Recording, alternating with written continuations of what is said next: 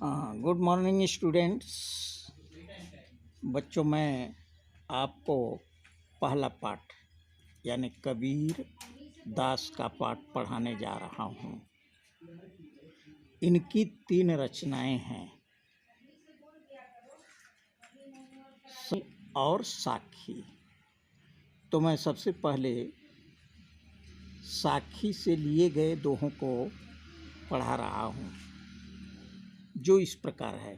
पहला दोहा है, पहला साखी है। मान सरोवर सुभर जल, हंसा केली कराही, मुक्ता फल मुक्ता चुगै, अब उड़ी अनत न जाही। मान सरोवर झील जल से लबालब भरी है, उसमें हंस क्रीड़ा कर रहे हैं, वे मोतियों को चुगते हैं, और ऐसे आनंददायक स्थान छोड़कर कहीं और नहीं जाते। इसके 2 अर्थ होंगे। दूसरा अर्थ देखिए, मन रूपी सरोवर आनंद जल से भरा हुआ है, उसमें हमारी जीवात्मा रूपी हंस विहार करते हैं, वे आनंद के मोतियों को चूंघते हैं और इसे छोड़कर अन्यत्र नहीं जाते। अर्थात हमारे मन में ही ईश्वर निवास करता है, उसे ढूंढते कहीं और जाने की आवश्यकता नहीं। दूसरा से,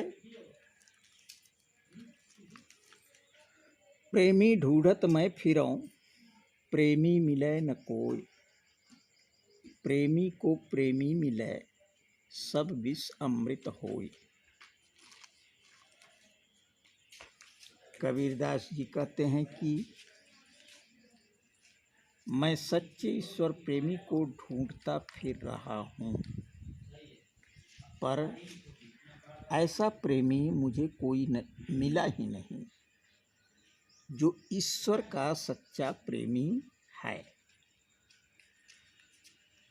उसे ही प्रेमी मिलता है, और जब ऐसा होता है तब मन की सारी बुराइयों का विष अच्छाइयों का अमृत बन जाता है। अर्थात मन की सारी बुराइयों का विष अच्छाइयों रूपी अमृत में बदल जाता है।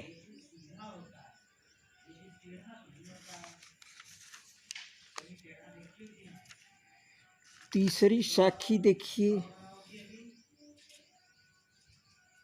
हस्ती चढ़िए ज्ञान को, सहज दुलीचा ढारी, स्वान रूप संसार है, भूकन दे झक मारी।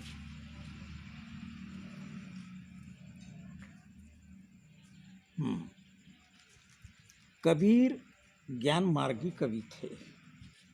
उनका मानना है कि सहज समाधि अंडर ब्रैकेट ध्यान का दूलीचा बिछाकर ज्ञान के हाथी की सवारी करो, अर्थात ज्ञान प्राप्ति के लिए सहज समाधि लगाओ।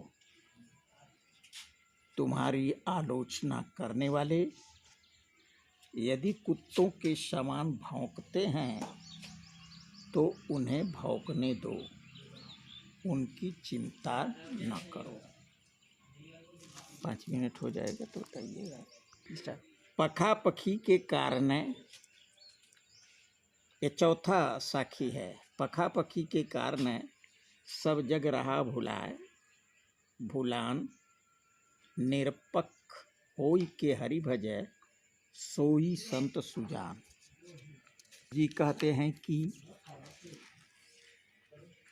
किसी न किसी संप्रदाय के समर्थन में या उसका विरोध करने में ही सब लोग लगे हुए हैं।